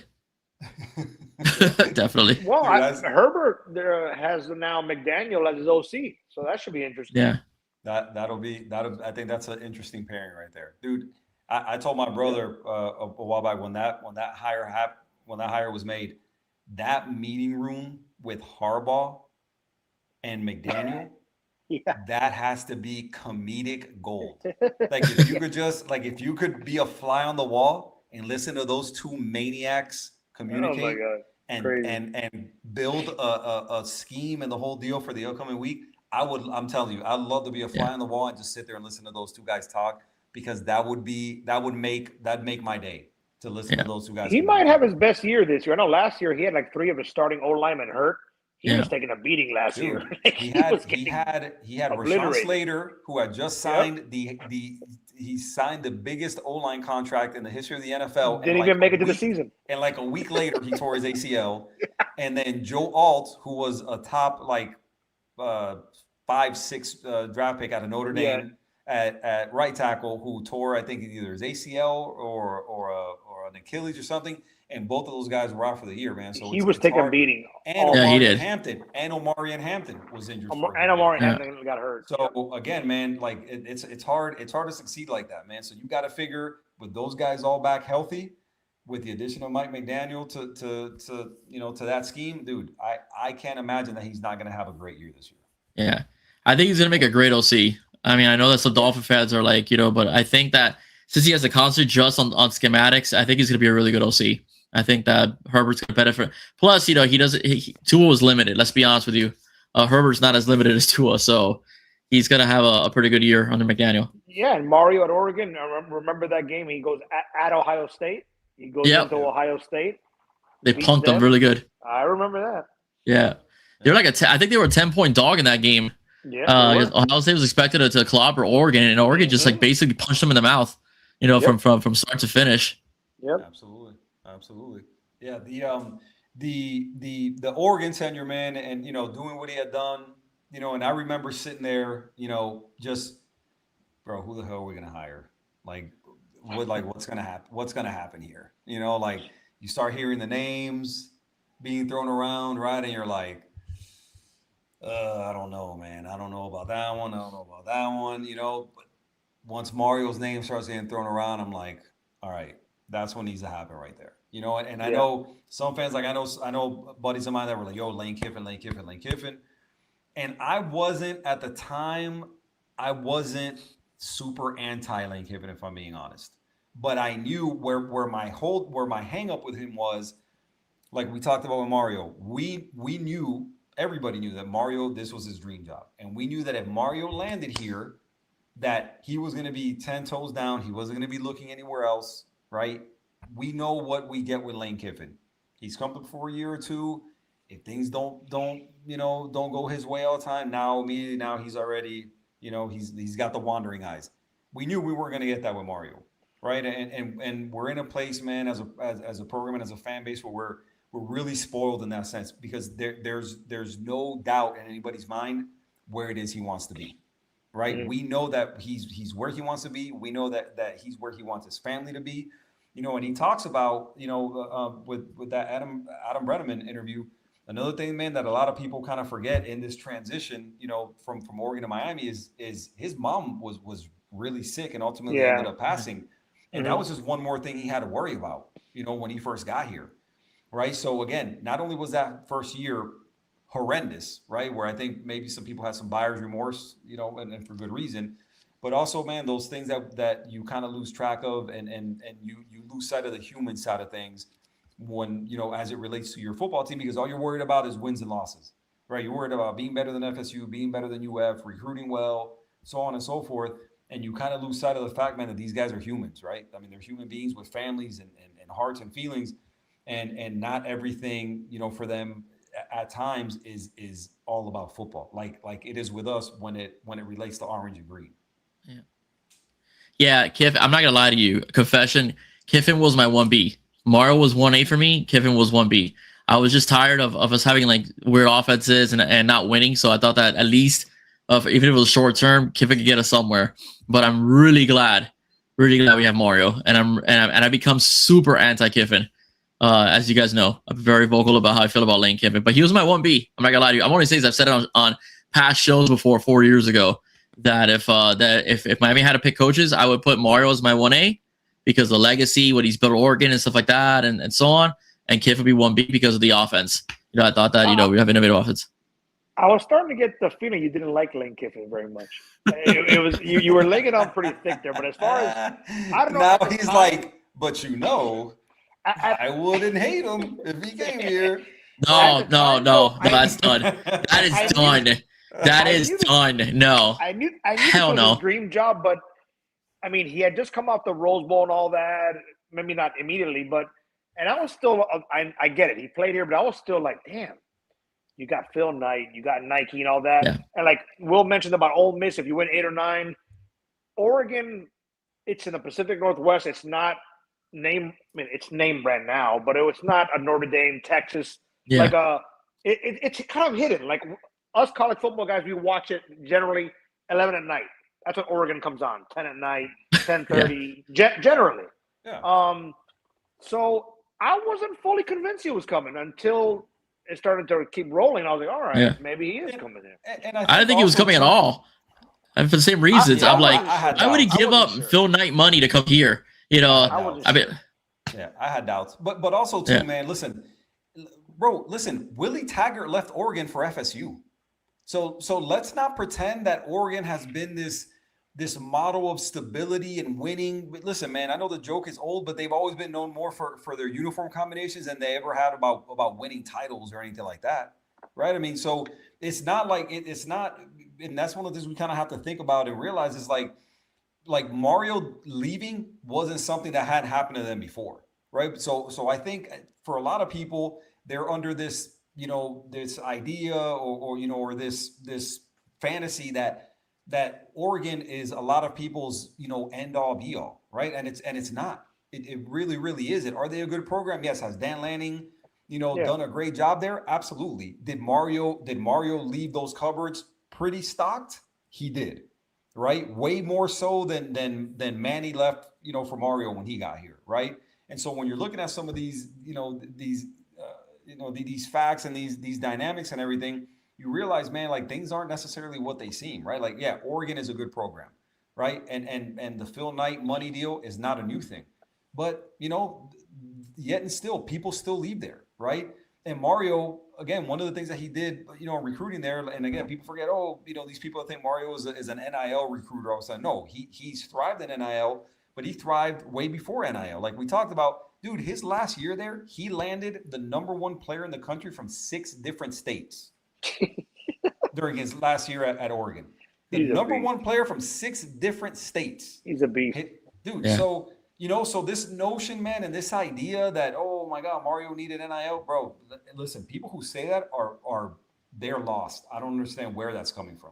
I really, really don't. Because Mario's been a top-notch recruiter from the word go. That's what he's done. That's how he's always been, and that's what he's going to continue to be. Whether in the NIL era, before or after, that's where he's gonna make his money is in recruiting. Always. That's always the way it's gonna be.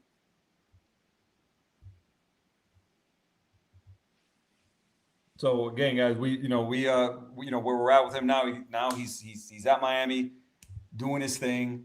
We're entering year 5, right? And we've seen where recruiting has gone, right? We've seen now that not only is it recruiting, right? And people have hammered home as, he's a portal guy. He's a portal guy. Well, he had to be in the beginning, right? And the what the portal affords you is a do-over, right? And when you first got to Miami, right, this roster, he says it himself, the roster was not where it needed to be, right? And we saw what that O-line looked like, a bunch of 6'1", 280-pound dudes playing tackle, and guard and the whole deal. Like it wasn't what it needed to look like. And I remember a lot of people, man, the Manny, the Manny, section of the fan base, which, listen, I was never anti-Manny. Like, I didn't hate Manny. I just thought he was in over his head, right? I just thought he was in over his head. He just did he win a couple games? Yeah. And I remember, right, the numbers being compared to the first 35 games and the comparison. The whole thing is like, oh, this is what you guys wanted. This is what you paid for. Well, yeah, but there's context to that, right? There's Manny maxed out there with those numbers. Mario was fixing the mistakes that Manny and that staff made. Yep. Yeah. Right? It's as simple as that, right? And so, again, I get it, man. Like I said before, we don't want to look at it any other way, right, other than wins and losses. But Mario and the system and the mentality it tends to be something that builds slowly because of the grinding nature of the way it is that he likes to play this game. And it's not made for everybody. It's not made for every recruit, and it's not made for every coach. Testament to the fact that you see what he did when he assembled his first staff. If you guys remember, we've talked about it. I know me and Will have. What were they calling that first staff? The Avengers. They were calling that first staff the Avengers, right? And you hear that shit and you go, got the Avengers, huh? Okay. we got the Avengers, and then the Avengers go out and lay an egg and they go 5-7. Yeah. Right? And you're like, what in the hell happened to the Avengers? Like I thought they were supposed, right? And it didn't work. It did not work. Plain and simple, it was an unmitigated disaster. There's no way around it. But what happened? Same, again, what he learned under Nick Saban, where, hey, don't hire anybody you can't fire. Right? And that's what happened, right? Made the moves and the changes that had to be made, right? Josh Gaddis, not the answer, right? We found that out very early on. But what happened, right? We pivoted. Shannon Dawson's here. Hey, things are good, right? I mean, he left, right? He leaves. Kevin Beard, comes in, right? He makes the changes on the defense that he need to make. Kevin Steele gone, Charlie Strong gone, Jamil Adai, he left, and what has happened? Everybody he's brought in now, especially you look at the defensive side of it. We had Frank Ponce, right? Was the quarterbacks coach, right? His first staff, right? People like that, where Frank Ponce isn't a bad coach, but he just, again, for whatever reason, just didn't fit. So all these changes have been made. Right, we've pivoted off of Lance Guidry. What happens? We got Corey Heatherman. 1 year. I mean, literally 1 year, a 180. Yep. Right, and so those are the things that a lot of people. Again, is it going to be immediate with Mario? Not necessarily. Right, he's not the kind. He doesn't build the kind of program and doesn't run the kind of system where day one he walks in the door and it's going to be like high flying, 45 points a game. We're going to blow people out, the whole deal. That's not the way he runs a program. It's not the way he builds a program. But he's going to get it right because he's gotten it right. He's gotten it right at FIU. He got it right at Oregon. He's home at Miami. And it looks like he's gotten it right and then some, given what it is that we saw last year. Yeah. And the good thing is, like you mentioned, he hired people that he's not afraid to let go. And the good thing about him, too, is that because what happened to him at FIU, he doesn't just let you go. He helps you find another job. Josh Gaddis ended up landing in Maryland, and Charlie Strong went back to Alabama, from what I understand. Cody Woodhill last year. Yeah, Cody Woodhill. Talking about, and that's one of those deals where, again, speaking of another change that need to be made. Cody Woodhill, from all accounts, was a guy who, listen, if you look at the tight end room, they had talent. The problem is that talent wasn't developing, right? Arroyo aside, the guys behind Arroyo weren't looking the way they needed to look and playing the way they needed to play, right? And so you look at, that change needed to be made, and what happened? Listen, he let the guy land, and he landed on his feet, landed at Ole Miss.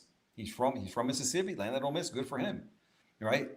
And so that change was made, an outside of the box hire. I think most people would look at it and say, but listen, at this point, and we talked about it yesterday, me and Will, this is the kind of move, and the moves going forward, you have to trust where it is that Mario's eyes are and the way he's making these decisions. He's earned that now, right? He's earned benefit of the doubt. You look at, again, Matt Merritt, a guy who wasn't highly thought of when he landed as a running backs coach, right? Where's he at now in the NFL? Zach Etheridge, a guy, when he got hired, everybody went, huh? What the hell is that? In the NFL. Right.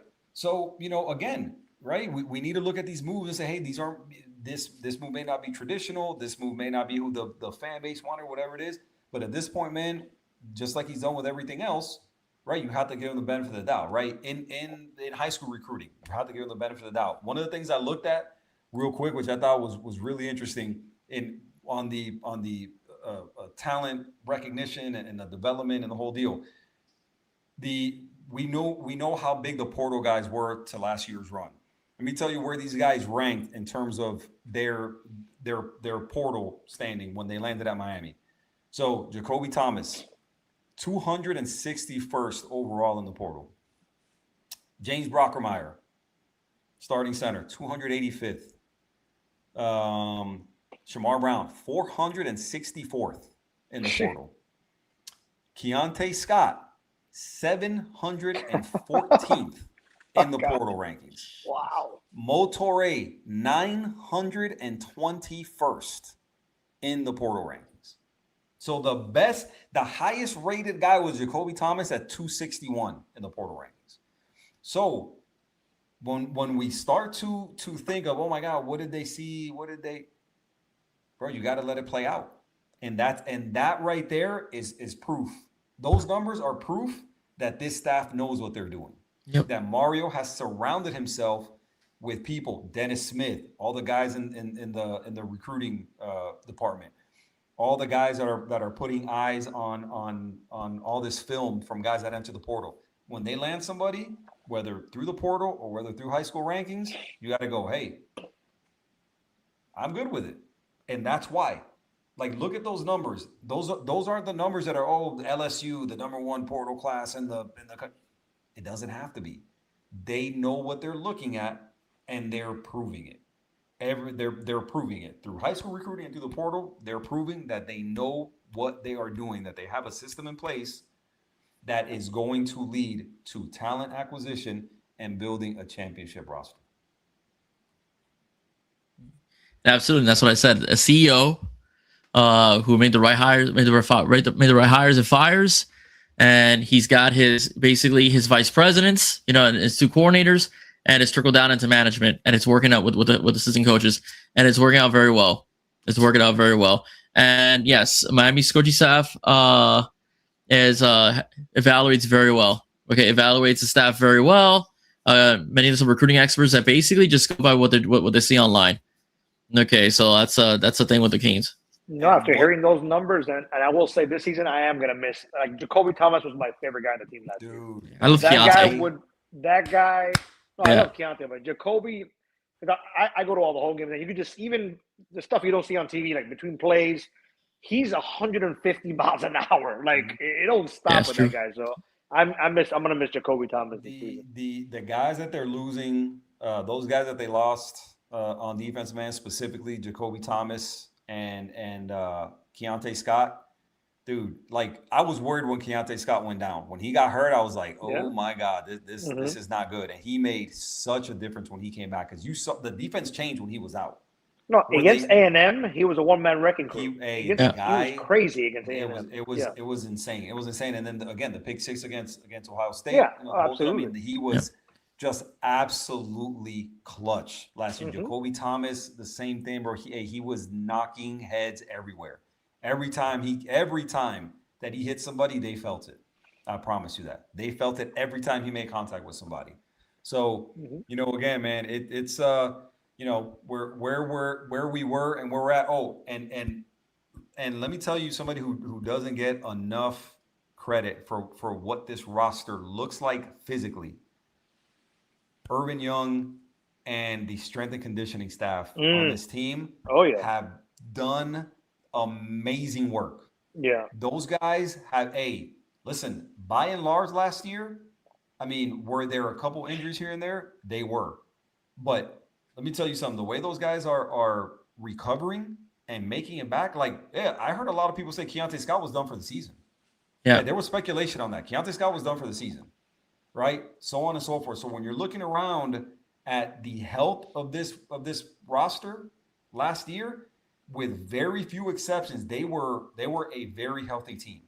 And you're looking at them, not only the way they're recuperating, but every one of these dudes looks yoked. No, I will say this. I went to the spring event with my daughter, and she does cheer and dance, so she was talking to the cheerleaders or whatever, but these players are huge. When I tell you these players were like, they're right there. It was at UM. It wasn't at the stadium. We were sitting right there in the front at UM's campus. They are massive. They look like NFL players, and I'm not even lying to you. Like, we were sitting there, like, the guy next to me was like, we were taken aback as to how big they look. Like, they are. It's night and day from 5 years ago. It's not even comparable. Did you see the picture of Bryce Fitzgerald here recently? Yeah. He's got a neck this big right now. It doesn't look like the same person. No, it does. He's got a neck. It doesn't look like the this same big. person. Like up to here. I was His neck. like, yo, Don't be insinuating any Barry Bonds type stuff. Come on No, now. definitely not. Definitely not. Definitely. By the way, they've been called Jurassic Park. That's how big those guys are right now. No, They're calling that place Jurassic Park. They were like 20 feet away, and we were like, "Yo, these guys are fucking huge." Hey, the it's pictures crazy. that I have seen from I'm telling these you. dudes, incredible, like absolutely. And Chris Gons, yeah, you're right, man. Again, Kevin Beard, yeah, Damian Lewis has been. I don't think Damian Lewis is getting the love that he deserves. That's a good point by Gons. Yeah. Jason Taylor tends to kind of, he kind of tends to be the one that praise is heaped upon. But Lewis was underrated as a player as well, and he's underrated as a coach. I think he makes an impact. Damian Lewis is a good hire. Well, look at what he did at Colorado. Like, he went to Colorado and transformed that D line into a D line that penetrated, that got tackles for loss and the whole deal. Now you see, what he's doing at Miami, man. And I mean, those guys, they're working in concert. Man, absolutely beautifully. I begged for defensive tackles for like 15 years. We finally got there.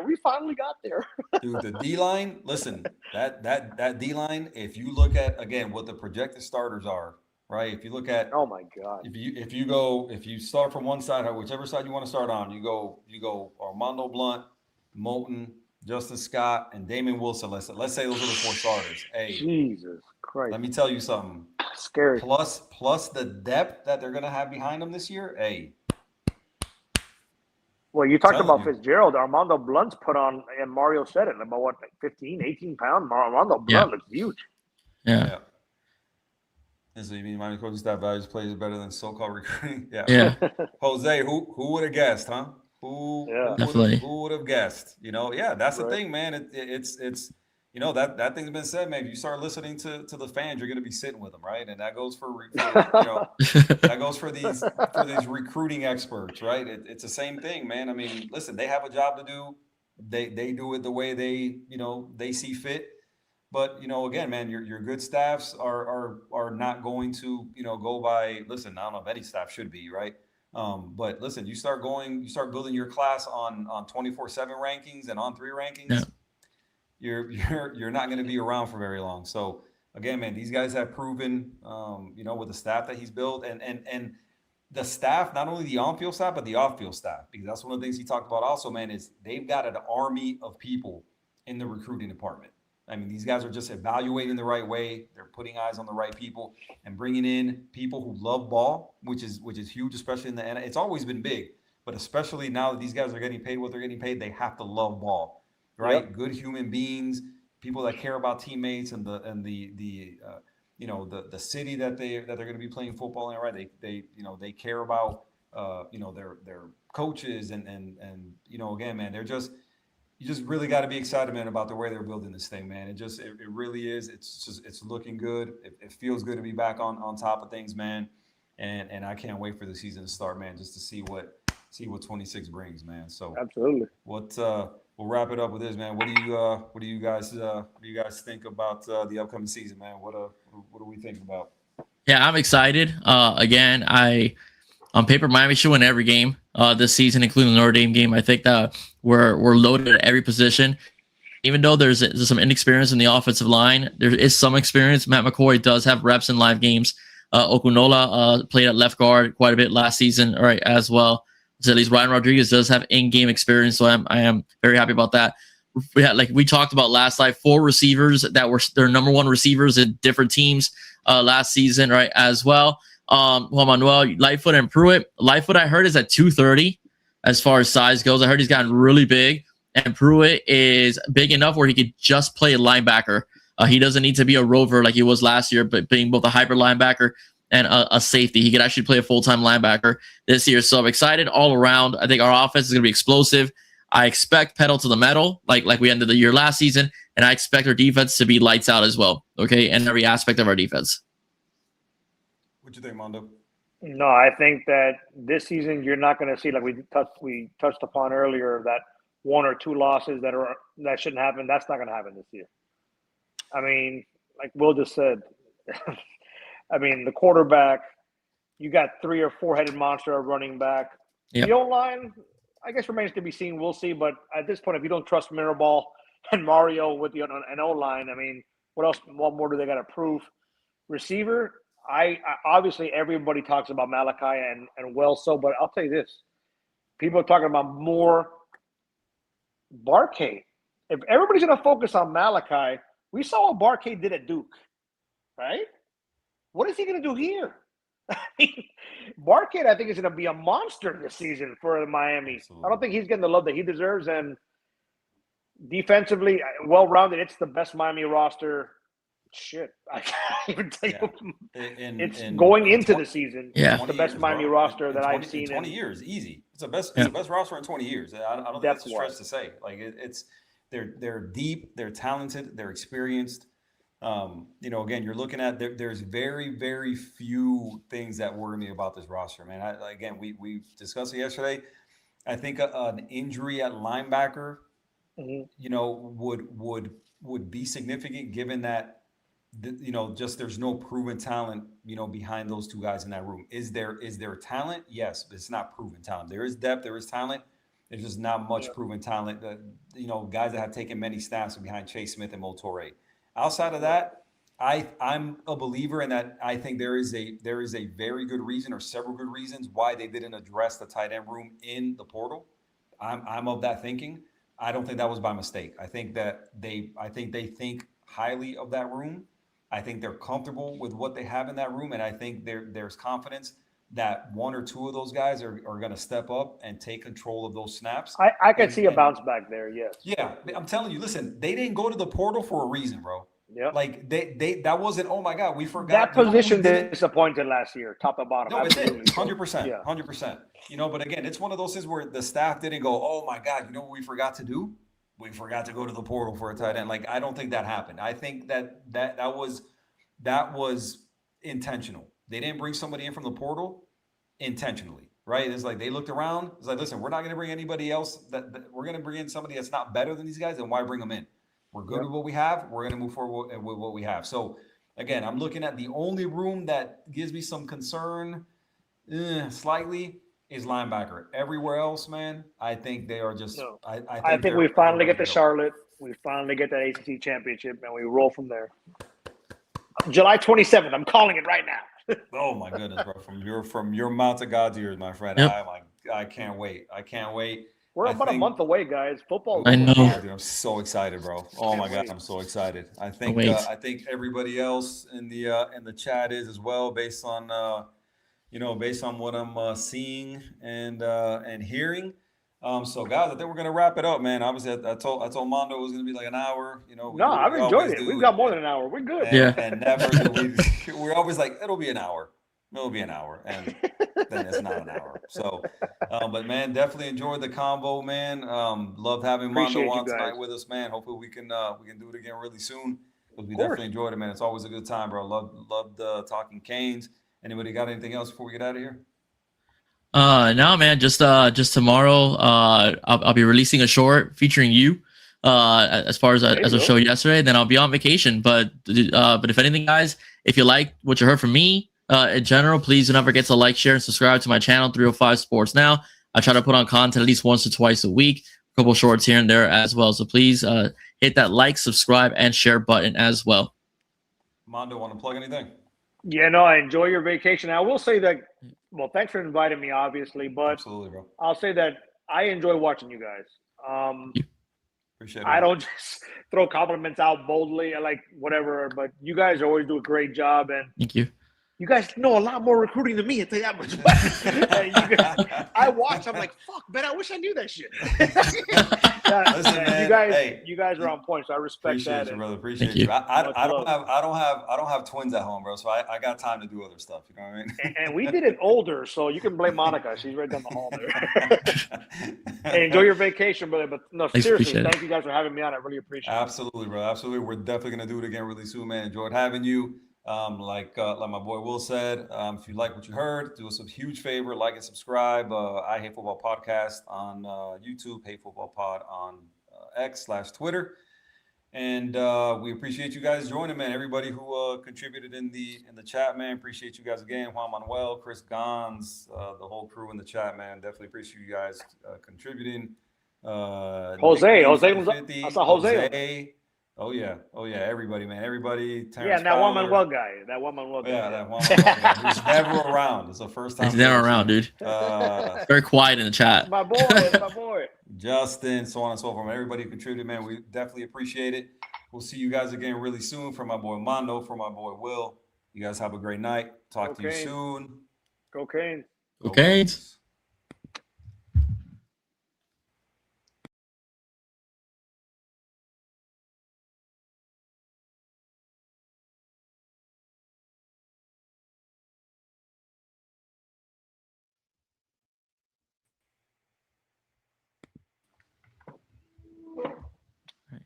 Yeah, that was awesome, guys. Thank you, bro, for real. Definitely enjoyed it, man.